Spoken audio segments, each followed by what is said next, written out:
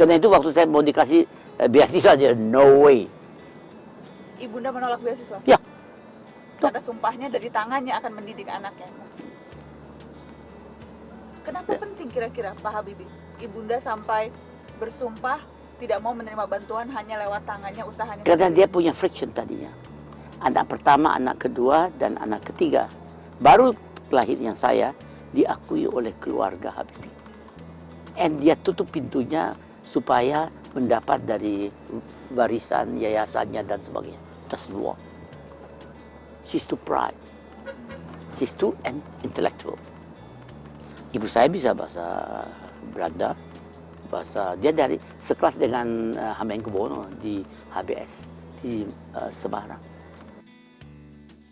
Orang yang belum banyak tahu ternyata Bapak Habibie, B.J. Habibie adalah sosok kebapaknya sangat kuat sekali. Dan seorang Bapak B.J. Habibie itu memang punya nilai romantis dan dia seorang yang sangat bijak. Ada beberapa rencana kegiatan-kegiatan, hal-hal keadaan selama saya mendampingi beliau. Betul-betul beliau sangat arif dan bijaksana, cenderung tidak ingin mengecewakan orang. Seperti itu yang saya lakukan.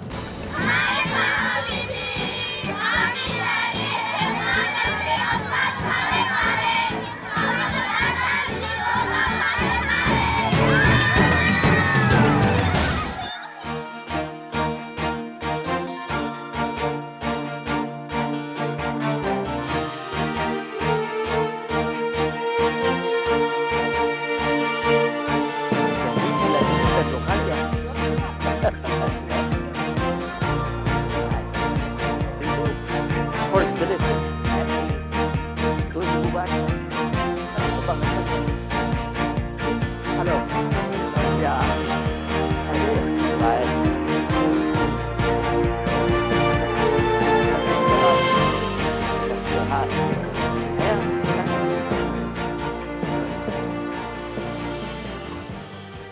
Nasa di mas sini.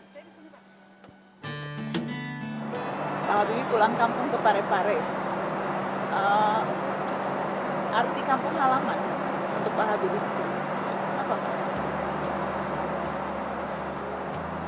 Arti kampung halaman untuk tiap manusia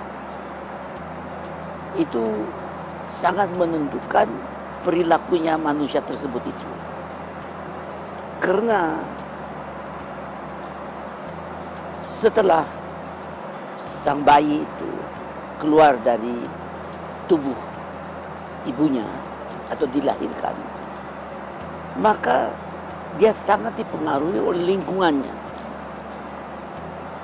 Nah itu yang keunggulan saya masuk kampung, saya lihat itu lingkungannya sama.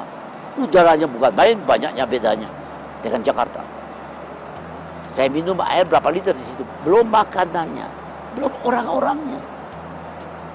Orang-orangnya ya dalam norma-norma tertentu. Kalau bahasa Inggris not yet spoiled. Oke. Tidak, saya nggak melihat di situ orang itu boleh dikatakan yang menyapa saya dan berbicara. Benar dalam mata saya dia miskin. No. Dia miskin mungkin dari pakaiannya, tapi dalam jiwanya dan struktur cara berpikirnya is very wealthy and rich. And bukankah itu yang kita cari? Nah ini yang pulang kampung, artinya saya lihat, saya benar-benar melihat wajah masa depan Indonesia yang cerah, yang tercermin bagi anak-anak yang begitu banyak, anak kecil yang dari matanya kelihatan dan wajahnya. Dan itu saya rasa saya bersyukur. Saat satunya lihat gitu saya panjatkan doa kepada Allah, bersyukur, terima kasih bahwa diberikan demikian. Pak Habibie, saya dengar, saya sempat membaca ada kisah unik Pak Habibie ketika masih kecil, jadi saya ingin konfirmasi. Sakit-sakitan sehingga harus dibeli dalam tanda kutip lewat sebilah keris dengan raja di Baru, Sulawesi Selatan. Betul cerita itu Pak? Betul. Itu disebabkan seperti tadi saya katakan bahwa waktu ternyata saya dilahirkan dan oleh Allah dititipkan pada orang tua dalam struktur manusia yang tidak butuh banyak tidur. Tidak butuh banyak tidur. Tidur. 4 jam, 5 jam udah. Kalau terlalu banyak sakit kepala saya. Kebanyakan tidur saya itu, Pak. Sakit kepala, ya. Jadi saya bisa bayangkan waktu anak kecil itu saya hanya cukup 4-5 jam. Berarti saya masih mempunyai 19-20 jam. Ngapain? Sejak kecil pun, bahkan sejak anak-anak ini, tidak butuh Sejak bayi saya nggak tahu, tapi sejak anak-anak juga begitu. hanya 4-5 jam tidur. 4-5 jam. Yang lain saya bermain atau waktu mulai melihat sesuatu kejadian selalu tanya. Jadi tanya sama ibu atau sama bapak, kenapa begini? Dia jawab. Setelah dia jawab bagi saya, sudah terjawab, saya pergi. Saya mikir, kok masa begitu? Kan bisa datang lagi. Pak, kenapa begini? Kan bisa juga begini. 2 kali dia jawab. Ketika kali dia bosan, dia bilang, kamu nggak bisa berhenti tanya-tanya ya. Jadi akibatnya dia supaya saya tidak banyak tanya, dia ajarin untuk baca. Dia kasih buku baca ini. Jadi sejak kecil butuh Baca. Nah, baca. karena selalu baca, selalu di rumah. Tidak pernah main-main di luar. Akibat dari itu sakit-sakitan. Sering sakit. Terus suatu hari, dukun Bugis, dia mengatakan, Pak, anak bapak itu sebaiknya harus dijual kepada orang, siapa saya telah bapak, supaya dia beli. Nah, yang beli itu adalah kawan karib dari bapak saya, adalah Aru Baru, Raja Baru. Dia beli, tapi tidak dengan duit. Dia kasih kris dan jimat. Saya supaya itu ditaruh di bantal bawah, bantal saya di saya gitu. Dan anehnya saya jadi sehat. Karena itu. Ya, Pak Habibie menggambarkan masa kecil Pak Habibie seperti apa? itu dipengaruhi oleh harmoni antara budaya dan agama. Contohnya? Contohnya, agama, pertama, budaya dari orang tua saya adalah budaya dari Sulawesi dan Jawa yang bisa mensinergi positif, saling menguntungkan.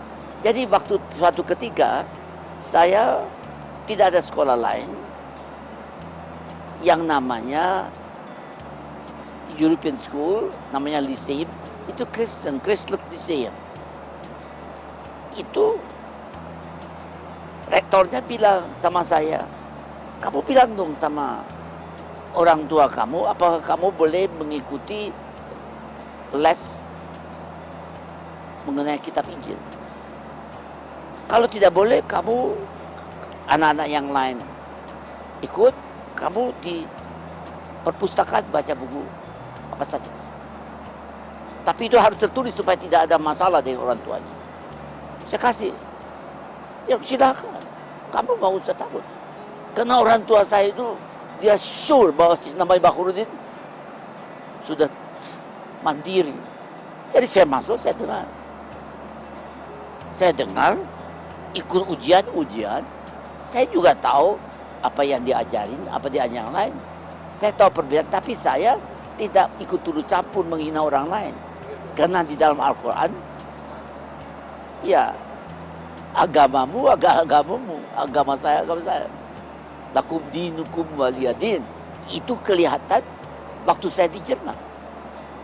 Saya mandiri, tidak ada masjid. Saya kemana? Saya masuk ke gereja mengatakan, Allah ini, orang-orang yang membuat ini ada untuk kamu.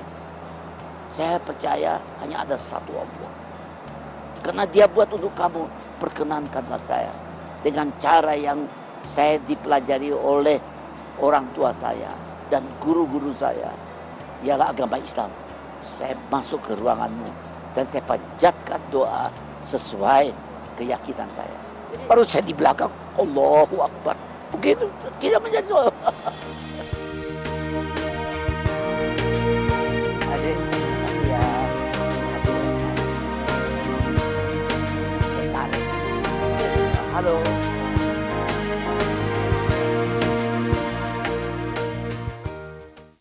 Nah, ini tempat tidurnya, ini saya tahu tempat tidurnya dari Masih tempat besi. tidur yang sama itu? Iya. Ya. Siapa Itu. yang tinggal di kamar ini waktu itu, Pak? Ibunda atau Pak Habibie? Oh, bukan saya, ibu dan bapak. Saya kamarnya di sebelah situ, belakang.